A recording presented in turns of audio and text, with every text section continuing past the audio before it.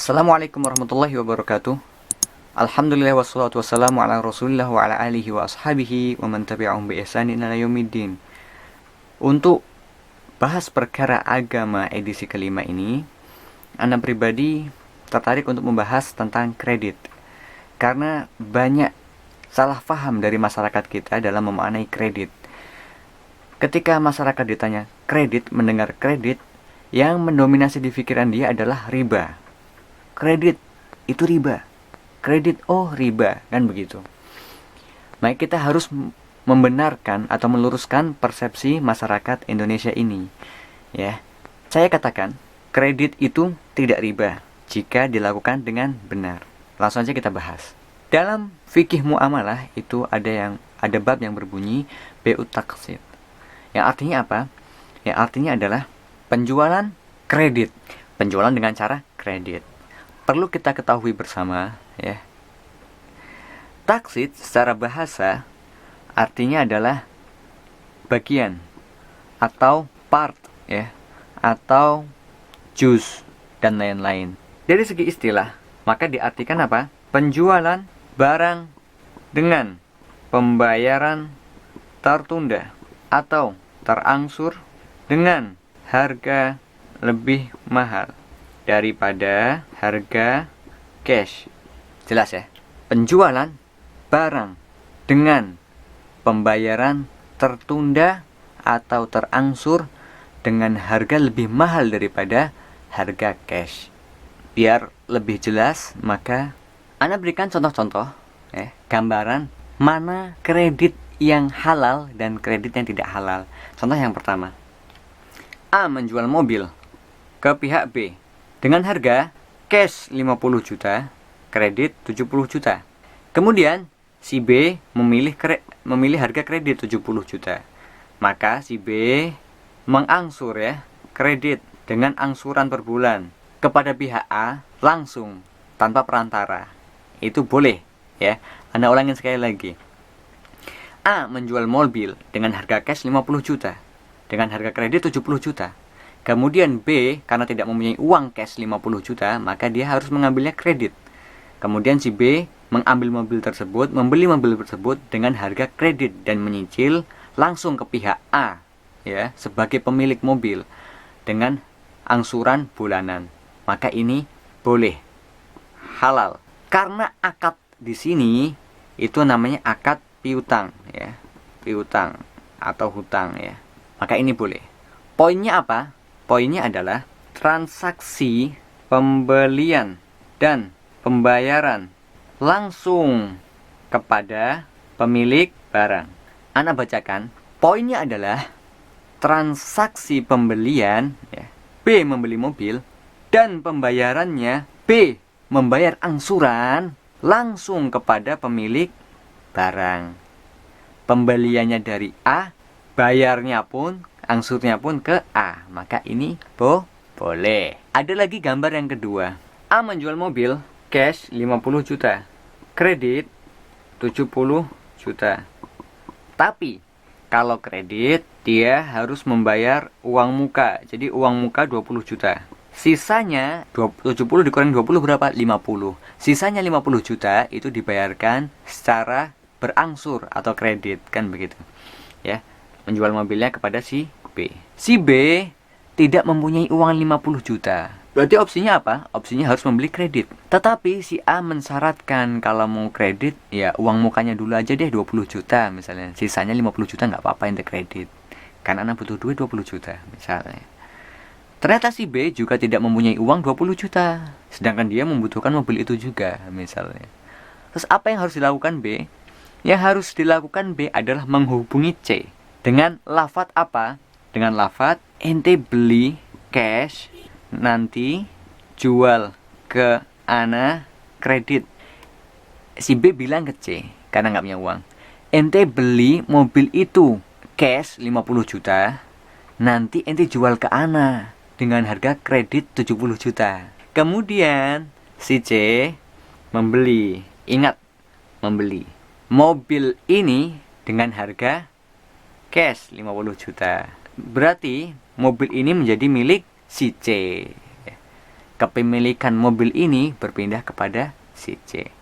Kemudian si C menjual lagi ke B, ya. Jual mobil dengan cara kredit 70 juta tanpa DP, diangsur per bulan misalnya.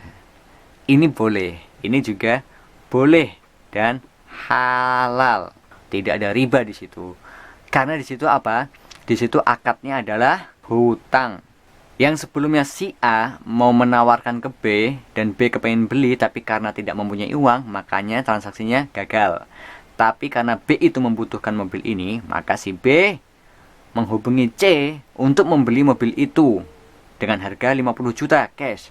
Kemudian setelah kepemilikan mobil ini berpindah kepada C atau menjadi milik si C, maka si C menjual lagi kepada pihak B seharga 70 juta kredit. Nah, ini boleh.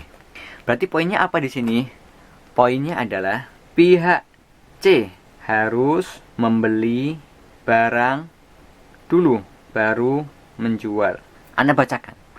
Pihak C ya harus membeli barangnya dulu, mobilnya dulu, kemudian baru menjualnya lagi kepada pihak B. Ini poinnya. Ini contoh kedua boleh. Contoh pertama boleh, contoh kedua boleh juga. Sekarang kita ke contoh yang ketiga.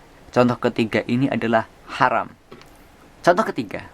A menjual mobil 50 juta. Kemudian si B menginginkan mobil ini, tapi si B tidak mempunyai uang. Si B pengennya kredit. A, berapa harga mobil ente? 50 juta. Ana beli 70 juta kredit. Oh, nggak mau, katanya gitu. Ana butuh uang. Jadi Ana butuh uang 50 juta cash sekarang. Karena si B membutuhkan mobil ini, maka dia datang ke C. Pak, saya butuh uang 50 juta. Buat beli mobil ke si A. Nanti saya bayar kredit, misalnya gitu. Terserah Bapak, nanti kreditnya berapa, misalnya gitu. Kemudian si B membayarkan uang ini, membayarkan uang 50 juta ini ke pihak A, mengutangi B. Anak ulangin. Jadi setelah B membutuhkan biaya 50 juta untuk mengambil mobil tersebut, si B menghubungi si C. C, Ana butuh uang 50 juta, atau C, tolong biayain mobil Ana. Nah, gitu. Berapa? 50 juta. Ya sudah 50 juta. Si C mengutangi si B untuk membiayai mobil A, mobil tersebut. Kemudian si B mengambil mobil ini.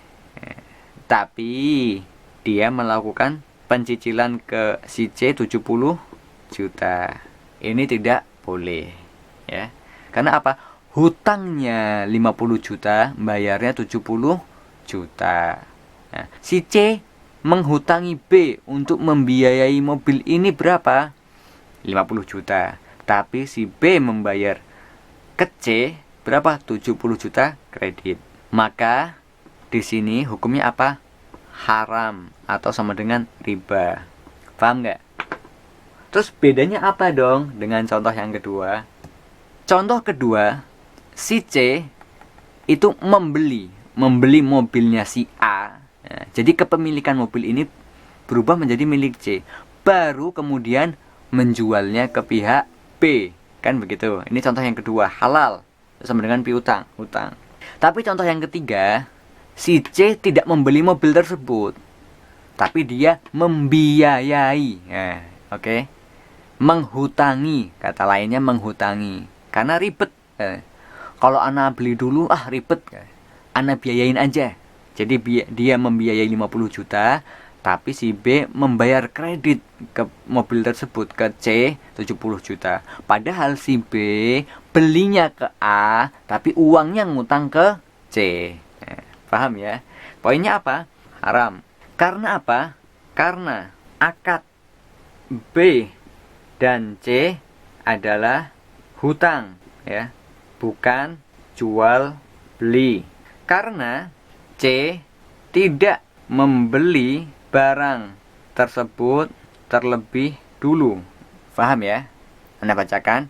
Transaksi ini yang ketiga ini haram karena akad B dan C adalah hutang, bukan jual beli. Karena si C tidak membeli barang ini dulu ya. Dia cuma menghutangi, dia membiayai 50 juta, tapi membayarnya B membayar ke C adalah 70 juta. Jelas ya? Kemudian ada contoh yang keempat. Ini juga tidak boleh. Si A menjual emas dan perak. Cash 1 juta, kredit 2 juta. Kemudian si B membeli dengan cara kredit 1,2 juta. Dan membayar angsurannya langsung ke A. Bayar langsung ke A. Maka ini tidak boleh. Haram. Dan ini riba. Karena apa? Emas, perak itu tidak boleh dijual secara kredit ya. Beli emas dengan cara kredit itu tidak boleh. Oke, jelas ya? Karena apa? Emas, perak, dan uang itu satu jenis. Alat tukar.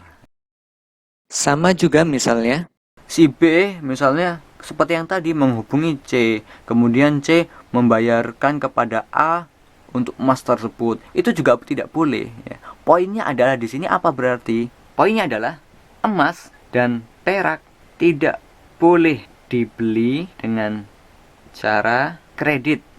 Dalam artian apa? Berarti harus cash. Karena harga emas, perak, dan rupiah itu fluktuatif ya. Beda minggu beda harga. Emas beda minggu, beda hari, beda harga. Rupiah pun juga beda hari, beda harga. Intinya adalah tidak semua kredit itu riba. Kredit itu ada yang halal ya. Jadi ketika mendengar kredit, jangan sensitif, jangan emosi, kan begitu. Kita cukupkan. Kalau dirasa video ini bermanfaat, jangan lupa like dan subscribe. Subhanakallahumma wa bihamdika asyhadu an la ilaha illa anta astaghfiruka wa atubu ilaik. Ketemu lagi di video selanjutnya. Assalamualaikum warahmatullahi wabarakatuh.